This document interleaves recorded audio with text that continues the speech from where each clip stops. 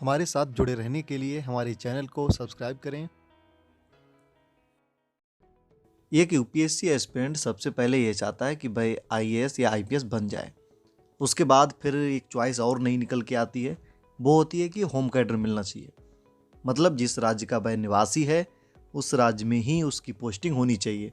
लेकिन इसके लिए कुछ क्राइटेरिया होते हैं जो अगर आप पूरे करते हैं तो आपके लिए मिल जाएगी अपने ही राज्य में पोस्टिंग, और नहीं करते हैं तो फिर मिलना असंभव होता है उस समय के लिए। अब हम बात करते हैं कि इसके लिए क्राइटेरिया क्या क्या होते हैं। तो सबसे पहले जो मेन क्राइटेरिया होता है कि भाई कि आप किस कैटेगरी से बिलोंग करते हैं, जनरल, एससी, एसटी, ओबीसी। अगर उस कैटेगरी की जो वैकेंसी है आईएएस हो चाहे आईपीएस हो उस स्टेट में है तो संभव होगा कि आप उस स्टेट का कैडर आपको दे दिया जाएगा जिसके आप निवासी हैं। लेकिन अगर उस स्टेट में एससी या ओबीसी किसी स्पेशल कैटेगरी की कोई वैकेंसीज नहीं है तो फिर मिलना असंभव होगा। ऐसा फ़िलहाल होता नहीं है, लेकिन ये क्राइटेरिया होता है।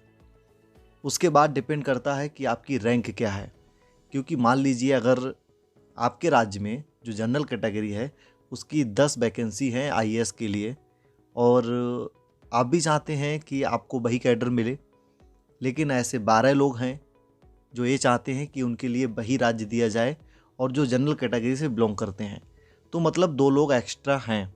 तो ऐसी स्थिति में उस राज्य में पहले पोस्टिंग उनको दी जाएगी जिनकी रैंक अच्छी आई हुई है, क्योंकि इसके बाद दूसरा ही क्राइटेरिया यही बचता है कि सबसे पहले जिनकी अच्छी रैंक आई है उनको दिया जाए। उसके बाद अगर बचता है तो फिर मिलेगा, नहीं बचता है तो फिर नहीं मिलेगा। तो ऐसा क्राइटेरिया ज़रूरी होता है। तो ये मेन आप मान के चलिए कि 2 बेसिस होते हैं।